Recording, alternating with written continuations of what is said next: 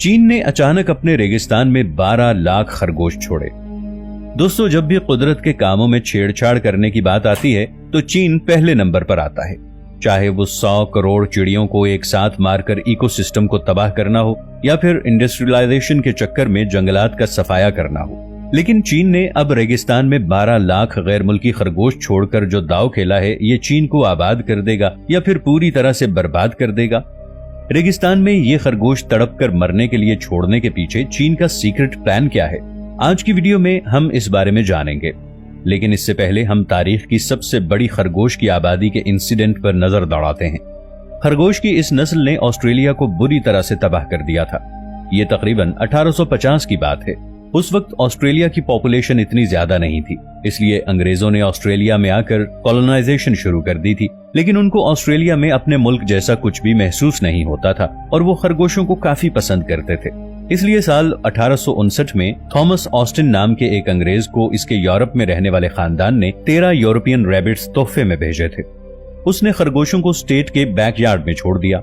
इसके बाद ऑस्ट्रेलिया में खरगोशों की आबादी इस कदर तेजी से बढ़ी कि उन्होंने पूरे ऑस्ट्रेलियन कॉन्टिनेंट के 70% हिस्से पर अपने घर बना लिए। आपको ये जानकर हैरानी होगी कि महज 60 साल में इन 13 खरगोशों ने अपनी आबादी बढ़ाकर 10 बिलियन कर दी थी।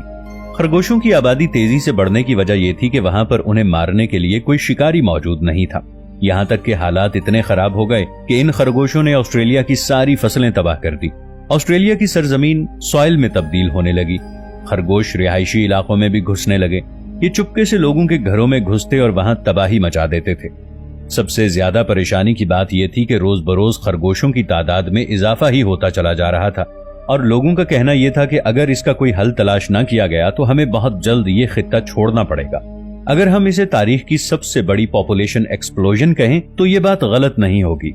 ये हर साल 80 मील के इलाके को अपने अंडर लेकर हर स्टेट हर जगह तक पहुंच जाते थे। यहाँ तक कि कुछ इलाकों में बॉर्डर फेंस भी लगा दी गई थी और जहरीली गोलियां भी फेंकी गई थी कि जिन्हें खाकर खरगोश मर जाएं, लेकिन कोई भी तरीका कारगर साबित न हुआ। ये खरगोश गड्ढे खोदकर अपना घर बना लेते, इसलिए किसानों को यह हक दिया गया कि वो उनका घर तबाह कर सकते हैं। लेकिन इससे भी कुछ खास फर्क नहीं पड़ा था। कुछ लोगों ने तो ये तक कह दिया कि खरगोशों ने हम पर हमला करने की कोशिश की है। चूंकि ये वाइल्ड रैबिट थे तो जब उनको खाना नहीं मिल पाता था तो ये खरगोश चिड़चिड़े हो जाते थे और हमला करने में देर नहीं करते थे। तभी ऑस्ट्रेलियन गवर्नमेंट ने एक संगीन फैसला किया और चंद वाइल्ड रैबिट्स को पकड़ा और उनके जिस्म में मैक्सोमाटोसिस नाम के एक वायरस को इंजेक्ट कर दिया। फिर इन खरगोशों को जंगल में छोड़ दिया। ये वायरस खरगोशों में एक ऐसी बीमारी पैदा कर देता था जिससे तड़प कर उनकी मौत हो जाती थी। बहुत से ममालिक ने ऑस्ट्रेलिया के इस फेल की बहुत मजम्मत की, क्योंकि ऑस्ट्रेलिया पहला ऐसा मुल्क था जिसने जानबूझकर जानदारों में ये वायरस फैलाया था। लेकिन ऑस्ट्रेलिया पर कोई असर न हुआ और वो कई साल तक खरगोशों में वायरस इंजेक्ट करता रहा और इस तरह वायरस एक खरगोश से दूसरे खरगोश में मुंतकिल होने से बहुत से खरगोश मारे गए। इस तरह ऑस्ट्रेलिया में खरगोशों की तादाद कम होकर 1 बिलियन तक रह गई। एक वक्त ऐसा आया था कि ऑस्ट्रेलिया के जंगलात में सिर्फ मरे हुए खरगोश ही दिखाई देते थे। बचे हुए रैबिट्स ने इस वायरस के खिलाफ अपने इम्यून सिस्टम को डेवलप किया। अब उनके जिस्म में इस वायरस का कोई असर नहीं होता था। ये देखकर वहां के साइंटिस्ट लैब में एक और वायरस बनाने की कोशिश करने लगे। दोस्तों, 80 की दहाई में ऑस्ट्रेलियन साइंटिस्ट RHDV यानी रैबिट हेमोरेजिक डिजीजेस वायरस बनाने में कामयाब हो गए। ये वायरस रिबोन्यूक्लिक एसिड से बना हुआ था। जब खरगोश इस वायरस की जद में आते तो बेसिद होने लगते और 48 घंटों के दौरान उनकी मौत वाक़ई हो जाती। साल 1996 आते आते इस वायरस की वजह से 96% रैबिट्स की मौत हो गई और ऑस्ट्रेलिया में सिर्फ 200 बिलियन रैबिट्स रह गए। उनको कायम रखने के लिए उन्हें जंगलों में ही रखा गया। दोस्तों, ऑस्ट्रेलिया के इस रैबिट प्रॉब्लम से दुनिया को एक सबक जरूर मिला कि जो जानवर जिस इलाके का है उसे वहीं पर रहना चाहिए, वरना दूसरे ममालिक के डिफरेंट इकोसिस्टम की वजह से या तो उनकी मौत हो जाएगी या वो तादाद में इस कदर बढ़ जाएंगे कि उनको संभालना मुश्किल हो जाएगा। लेकिन ये सब जानने के बावजूद चीन ने ऐसा रिस्की कदम उठाया है जो या तो इसे आबाद कर देगा या पूरे तरीके से चीन को बर्बाद कर देगा। जी हां, हम रेगिस्तान में 12 लाख खरगोश छोड़े जाने और इसके पीछे चीन की क्या मंसूबाबंदी है इसके बारे में बात कर रहे हैं। लेकिन चीन में हर साल दुनिया के किसी भी मुल्क से ज्यादा यानी 99 मिलियन खरगोश पैदा होते हैं। फिर उसने अपने जंगलात में 12 लाख गैर मुल्की खरगोश क्यों छोड़े हैं? इसकी वजह जानने के लिए चीन की हिस्ट्री के कुछ साल पीछे जाना पड़ेगा। 1950 की दहाई में चीन के एक किसान माओ जेडोंग ने ग्रेट लीप फॉरवर्ड के नाम से एक कैंपेन शुरू की थी, जिससे मुल्क में एग्रीकल्चर और इंडस्ट्रियलाइजेशन को बढ़ाने के लिए 5 साल की मंसूबाबंदी की गई थी। इसका एक हिस्सा फॉर इविल कंप्लेन था और इसकी टैगलाइन थी कि इंसानों को कुदरत को मुट्ठी में करना होगा। इसके तहत माओ जेडोंग की मंसूबाबंदी थी कि वो सारी ऐसी चीजों को जो खेतों को नुकसान पहुंचाती हैं, उनका जड़ से खात्मा कर दिया जाए। इसके लिए उन्होंने जो सबसे पहला काम किया वो ये था कि उन्होंने चिड़ियों को मारना शुरू कर दिया। उन्हें खेत के पास जहां भी चिड़ियां नजर आती थीं, तो वो जोर जोर से बर्तन बजाना शुरू कर देते थे कि चिड़िया खेत तक पहुंच ही ना पाती थी। उन पर गोलियां बरसाई जा रही थीं, उनका शिकार किया जा रहा था। आपको ये जानकर हैरानी होगी कि जो सबसे ज्यादा चिड़ियों को मारता था, गवर्नमेंट उनको इंसेंटिव दिया करती थी। ऐसा इसलिए था कि चीन के किसानों का ये मानना था कि ये चिड़ियां हमारी फसल का 1 से 2% हिस्सा खा जाती हैं। लेकिन उन्होंने इस चीज पर ध्यान नहीं दिया कि चिड़ियां फसल के साथ साथ ऐसे कीड़े मकोड़े भी खा जाती हैं जो पूरे खेत को तबाह करने की ताकत रखते हैं। यानी कि एक तरह से चिड़ियां चीन के लोगों की फसलों की हिफाजत करती थी और ये कुदरत का इकोसिस्टम बना हुआ था। देखते ही देखते चीनियों ने चीन में मौजूद हर चिड़िया को मार दिया। इस तरह कीड़े मकोड़ों और चूहों की तादाद बढ़ने लगी और इन सब जानदारों ने मिलकर खेतों को तबाह करना शुरू कर दिया। ये देखकर चीनियों ने जहर छिड़क कर 1.5 बिलियन चूहे, 200 बिलियन मक्खियां और 24 बिलियन पाउंड इंसेक्ट्स को मार दिया। लेकिन इसका असर खेत में लगे अनाज पर भी पड़ा और चीन का एग्रीकल्चर बुरी तरह से तबाह हो गया। इससे वहां अगले 4 साल तक कहत साली पड़ी रही। करोड़ों लोगों की जानें गईं और कई जंगल सूख कर रेगिस्तान में तब्दील हो गए और इस गलती का नतीजा चीन आज भी भुगत रहा है। आज से तकरीबन 30 साल पहले 90 की दहाई में चाइना का रेगिस्तान 7.1 मिलियन स्क्वायर किलोमीटर बड़ा था, जो कि इस मुल्क की कुल जमीन का 5.9 मिलियन स्क्वायर किलोमीटर का तकरीबन 5वां हिस्सा था। लेकिन साल 2015 आते आते चीन का रेगिस्तानी इलाका 62.2 मिलियन किलोमीटर तक पहुंच गया।